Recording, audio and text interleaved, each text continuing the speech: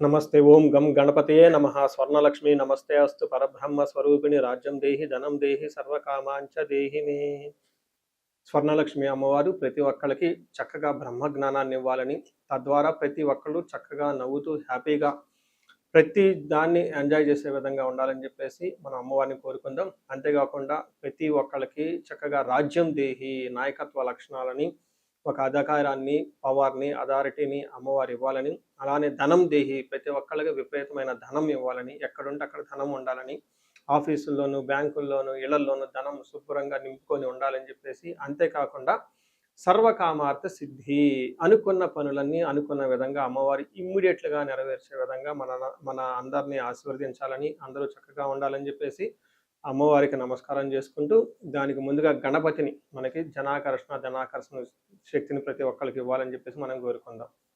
ఈరోజు టాపిక్ మనం చూసుకుంటే గురువు మారుతూ ఉన్నారు. ఎప్పుడు మారుతూ ఉన్నారు? జూన్ 2వ తారీఖున గురువు మారుతూ ఉన్నారు.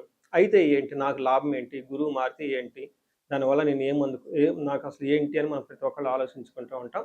గురువు వచ్చేటప్పటికి 5 రకాల 6 రకాల ముఖ్యమైన పనులు చేస్తూ ఉంటారు. గురువు చాలా రకాల పనులు చేస్తుంటారు. ముఖ్యమైనవి మన ఇండివిజువల్ లైఫ్లో మనకి ప్రభావం చూపించేది ఫస్ట్ వచ్చేటప్పటికి ధన సంపాదనలో ఐశ్వర్యం కావాలంటే గురువు యొక్క అనుగ్రహం మనకు ఉండాలి.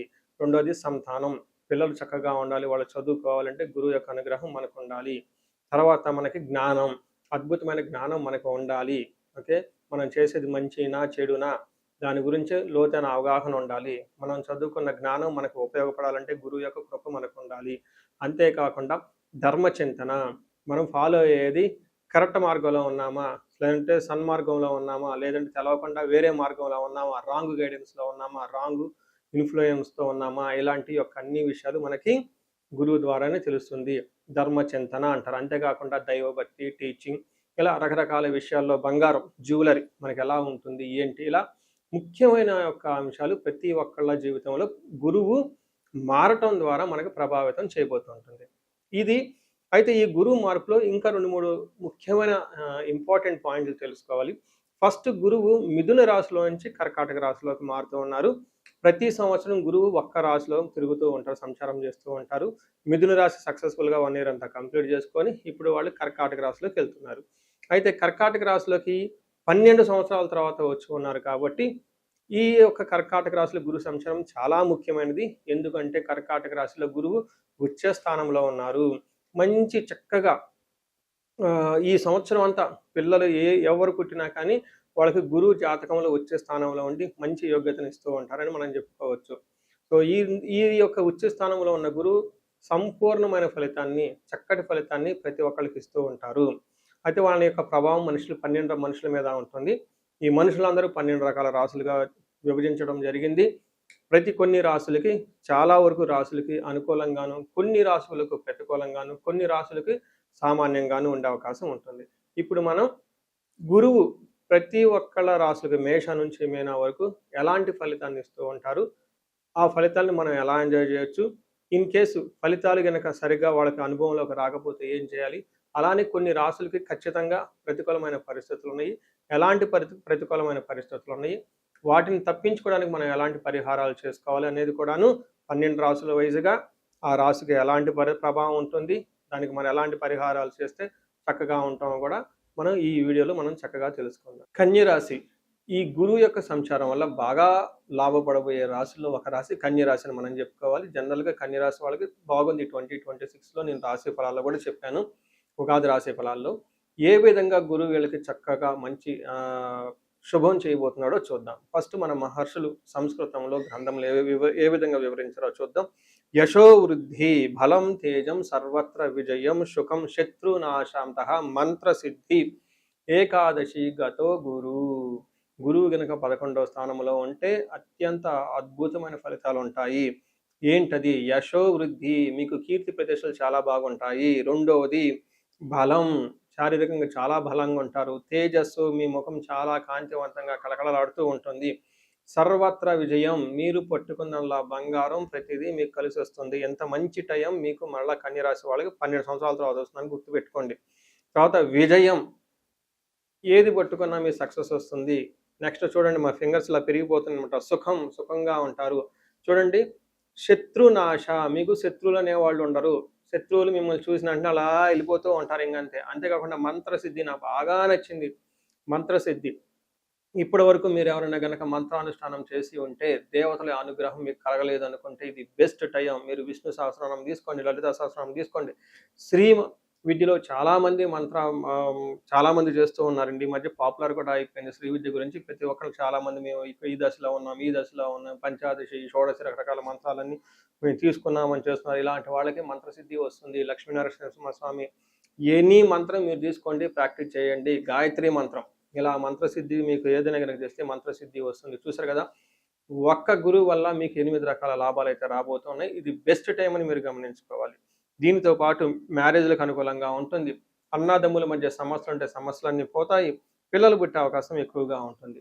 సో చూశారు కదండి, ఈ రాశి వాళ్ళకి గురువు ఎంత చక్కటి బెనిఫిట్లు అయితే మీకు ఉన్నాయని, ఈ టయాన్ని మీరు సద్వినియోగం చేసుకుంటే మీకు ఇంకా చాలా బాగుంటుంది. ముఖ్యంగా హైయర్ ఎడ్యుకేషన్లో ఉన్న వాళ్ళకి, ప్రమోషన్స్లో ఉన్న వాళ్ళకి, మేనేజ్మెంట్ పొజిషన్లో ఉన్న వాళ్ళకి, రాజకీయ నాయకులకి, తర్వాత ప్రజల మీద వాళ్ళ హితం కోరి వాళ్ళకి మంచి చేయాలి అని మీకు ఎవరికైనా ఒక సత్సంకల్పం ఉన్న వాళ్ళకి చాలా చక్కగా ఇది కలిసి వచ్చే టైం. అంతేకాకుండా ఎవరైనా ఆశ్రమాలు పెట్టుకోవాలి, హోమాలు చేయించుకోవాలి, యజ్ఞాలు చేయించుకోవాలి, వీళ్ళందరికీ చాలా కలిసి వస్తుంది. పిహెచ్డి చేయాలి, పీజీ చేయాలి, ఇలాంటి వాళ్ళకి చాలా బాగా కలిసి వస్తుంది. ఇంకా ఈ రాశిలో ఉన్న వాళ్ళకి డాక్టర్ అయ్యే అవకాశం చాలా ఎక్కువ మంది ఎవరైనా ట్రై చేస్తూ ఉంటే గురు బలం వల్ల చక్కగా డాక్టర్ అయ్యే అవకాశం కూడా చాలా ఎక్కువగా ఉంటుంది. సో చూశారు కదండి, 12 సంవత్సరాలకి మరలా వచ్చే అవకాశం మీకు ఇప్పుడు వచ్చింది. చక్కగా దీన్ని ప్రతి ఒక్కళ్ళు సద్వినియోగం చేసుకోవాలని కోరుకుంటున్నాను. ఇన్ కేసు మీరు ఇండివిజువల్ లైఫ్లో ఏదైనా ప్రాబ్లం అని మీకు అనిపిస్తే ఒకసారి ఖచ్చితంగా మీరు జాతకం చూపించుకోవటం అవసరం. జాతకాన్ని 2 సార్లు చూపించుకోవాలి. ఒకటి మనం అత్యంత అద్భుతంగా ఉన్నప్పుడు కూడా జాతకం చూపించుకోవాలి.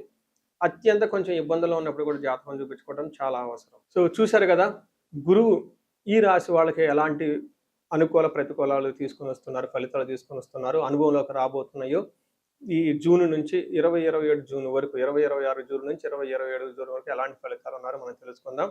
అయితే గురువు యొక్క అనుకూల ప్రభావం మన మీద ఉండటానికి మనం కొన్ని రకాల పరిహారాలను ఖచ్చితంగా చేసుకోవాల్సి ఉంటుంది. ఒకటి, గురువుకి సంపూర్ణ శాంతి పూజలు చేసుకోవాలి. సంపూర్ణ శాంతి పూజలు అంటే ఏంటి, చాలా మందికి అవగాహన ఉండదు. గురు గ్రహానికి మన శాస్త్రాల్లో, గ్రంథాల్లో ఏదైనా గనక ఒక గ్రహం మనకి సరిగా అనుకూలించకపోతే ఆ యొక్క గ్రహం యొక్క మనం ప్రతికూల పరిస్థితుల నుంచి అనుకూలంగా మార్చుకునే ప్రక్రియ ఉంటుంది. దీనికి పరిహారాలు అంటారు. మనకి శాస్త్రాలు ఏ విధంగా చెప్పారంటే, గురువుకి జప సంఖ్య 16,000 సార్లు చేయాల్సి ఉంటుంది. అది దేవత, ప్రతిది దేవత, ఇంకొక 3,000 2,000 సార్లు చేయాల్సి ఉంటుంది. గురుగ్రహానికి ఇటు అటుగా ఒక 20,000 సార్లు జపం చేయాల్సి ఉంటుంది. అలానే గురుగ్రహానికి తర్పణం చేయాల్సి ఉంటుంది, గురుగ్రహానికి దానం చేయవలసి ఉంటుంది, గురుగ్రహానికి హోమం చేయవలసి ఉంటుంది. ఇలా ఈ 4 రకాల ప్రక్రియలను ఎవరైతే చేస్తారో గురుగ్రహ సంపూర్ణ శాంతి పూజలు అంటారు. అయితే ఇండివిజువల్గా వాళ్ళు చేసుకోవటం కష్టం కాబట్టి సద్బ్రాహ్మణుల్ని, దేవాలయాలు ఉన్న పండితుల్ని, లేకుంటే గురువు యొక్క మంత్రాన్ని తీసుకొని వాళ్ళు కొన్ని లక్షల సార్లు, వేల సార్లు ఉపాసన చేసి చక్కగా సాధన చేసిన వాళ్ళ దగ్గరికి వెళితే ఆ మంత్రం వాళ్ళ ద్వారా సిద్ధించి గురువు యొక్క అనుకూలం మీకు అనుకూలంగా ఉంటుంది. ఇది కాకుండా గురువుకి సంబంధించిన దేవాలయాలు అంటే మేధా దక్షిణామూర్తి కానివ్వండి, లేదంటే హయగ్రీవ సంబంధించిన దేవాలయాలు చక్కగా విజిట్ చేయటం చాలా మంచిది.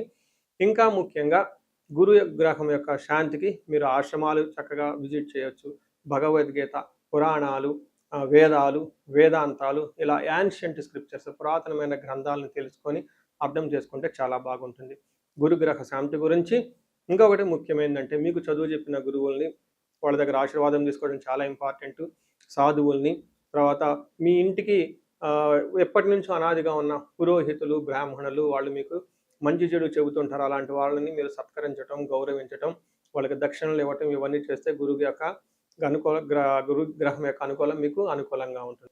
గురువులకు సంబంధించిన దత్త చరిత్ర చదువుకోవటం ఇంకా చాలా బాగుంటుంది. ఇంకా మీరు ఆశ్రమాలలో కనుక కొన్ని రోజులు కనుక టైం స్పెండ్ చేయగలిగితే అక్కడ యోగా చేయటం, మెడిటేషన్ చేయటం, ఇవన్నీ చేస్తూ ఉంటే గురు గ్రహం యొక్క బలం పెరిగి ఇప్పటిదాకా మనం చెప్పుకున్న పరిస్థితుల్ని చక్కగా ఇంకా మంచి అద్భుతమైన రిజల్ట్ వచ్చే అవకాశం ఉంటుంది. ఇన్ కేసు ప్రతికూలమైన పరిస్థితులు ఉన్నా కానీ ఆ ప్రతికూలమైన పరిస్థితులను అధిగమించి చక్కగా లైఫ్ అంతా ముందుకెళ్ళడానికి అంత అవకాశం ఉంటుంది. ఈ సంవత్సరం ఈ గురువు యొక్క కర్కాటక రాశిలో ఉన్నంత వరకు 12 రాశుల వారికి చక్కగా అష్టైశ్వర్యాలు కలగాలని, భోగభాగ్యాలు కలగాలని చెప్పేసి చక్కగా ఉండాలని చెప్పేసి నేను కోరుకుంటున్నాను. నమస్తే.